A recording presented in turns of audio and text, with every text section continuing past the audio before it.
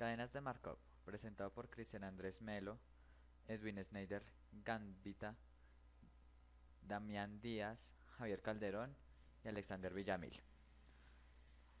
Para la clase de modelos estocásticos y simulación para computación y comunicaciones, impartida por el profesor Jorge Eduardo Triviño, profesor asociado, Facultad de Ingeniería, Universidad Nacional de Colombia.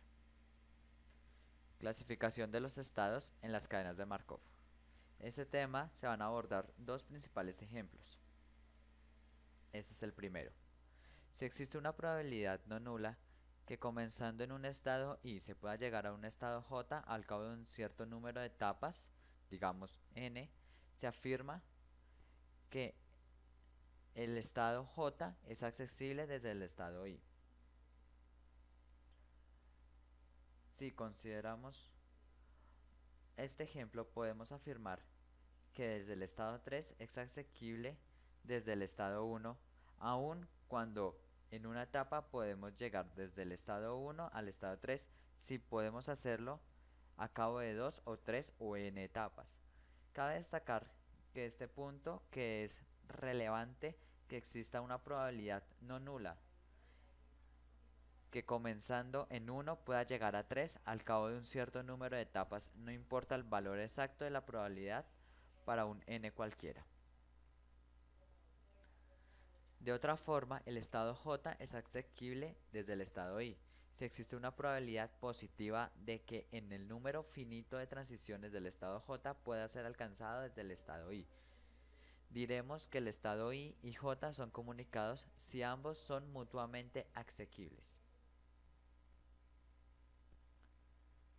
En este grafo se puede ver que el estado es asequible desde el estado 3.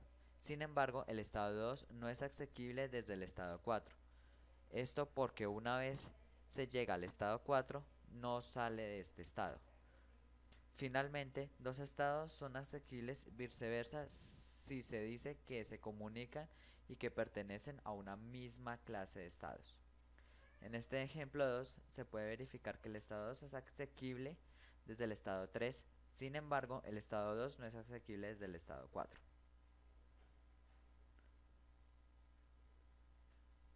Una cadena de Markov donde todos sus estados son asequibles entre sí y por tanto se comunican se dice que es irreducible, es decir, que existe una única clase de estados.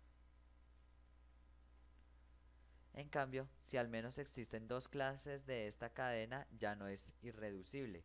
Si tenemos dos estados que no se comunican, esto porque no son asequibles viceversa, esos estados pertenecerán a distintas clases de estados.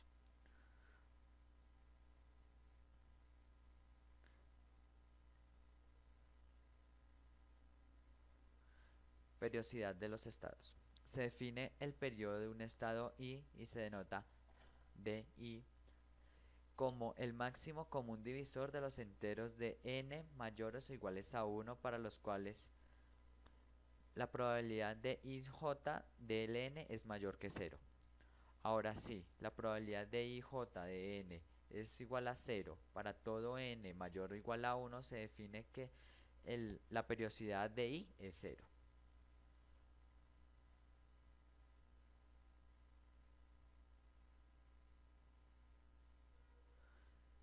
Un estado recurrente en la medida que comenzando en él se tenga la certeza que se va a volver en algún momento del tiempo una determinada cantidad de etapas sobre sí mismo. Alternativamente, un estado es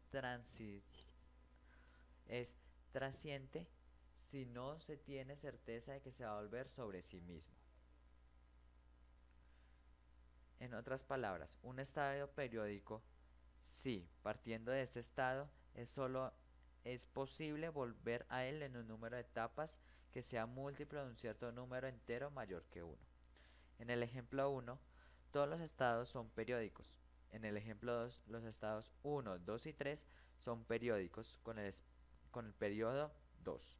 Es decir, que comenzando, por ejemplo, en el estado 1, la probabilidad de volver al mismo estado es solo no nula para una cierta cantidad de pasos o etapas un múltiplo de 2. En el ejemplo 1, todos los estados son recurrentes.